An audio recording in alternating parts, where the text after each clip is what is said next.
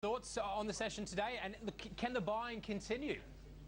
I think we saw broad-based gains, and really the market now watching the FOMC meeting tonight, and the expectation is that quantitative easing will remain at $85 billion.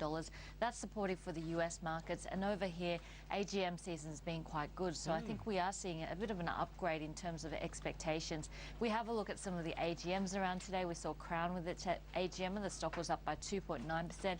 JB Hi-Fi also with its AGM and that stock up by 4.2%. So the consumer discretionary sector was a clear outperformer with both of those stocks belonging in that sector.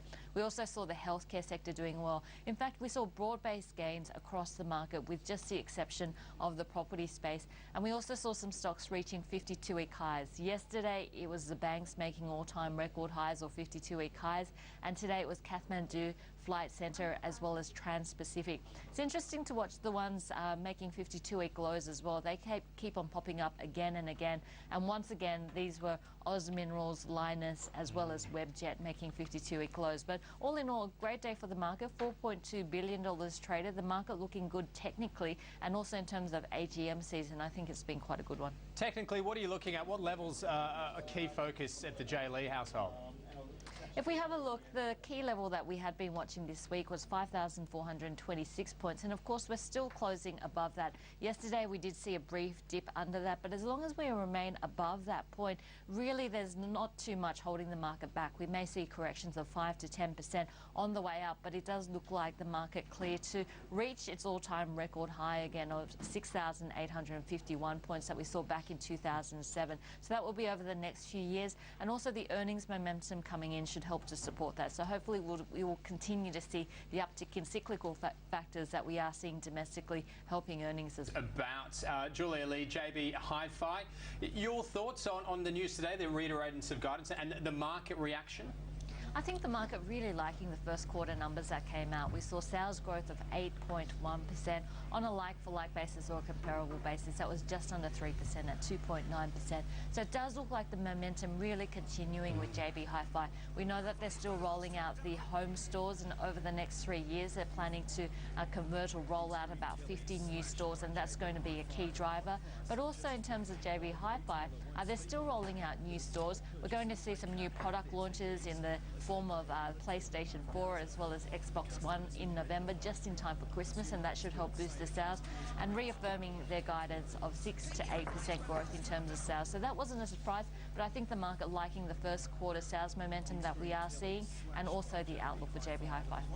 We often talk out. I mean, it doesn't seem to all be about building the online presence or continuing that as being the the nirvana, if you like, of retail. I think the online store makes up around about 2% of revenue at the moment, but I think one of the pluses with JB Hi-Fi is that some of the products, even if you went to buy them from offshore places, because of the electricity sockets here in Australia, you probably don't want to buy it from the US or other countries. So there's not as much competition as you would see for things like clothing and handbags and shoes.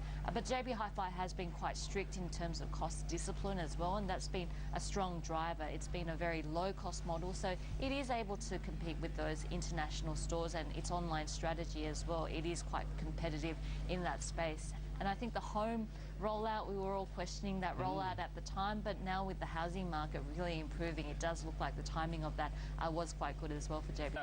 Fair bit to follow in ANZ. What are you expecting? Well, ANZ outperformed, so NAB has some big shoes to fill. The consensus is $5.9 billion cash profit, so that's the amount to beat. And of course, we're also watching the dividend, because ANZ did come in higher than expected in terms of its dividend. For the full year, we're expecting $1.88 for the final dividend. 95 cents is the consensus. Net interest margin is expected to remain steady at 2.02%. And I think it's going to be quite interesting in terms of the different business units. In terms of business banking, we're expecting revenue to actually fall. We've seen subdued credit lending conditions, but in terms of personal banking, we are expecting to see quite strong growth there, and that's really because of the cost discipline side. Wholesale banking expected to be flat, but I think in terms of units, one of the key areas that the market's going to be watching is the UK business. In the third quarter update, we saw volumes increasing, but bad debts decreasing, and if we can continue that trend, the market is going to attribute more value to NAB shares. So watching a few things in terms of NAB. One is the cash profit, $5.9 billion. Secondly, the dividend, and I think thirdly, the UK division.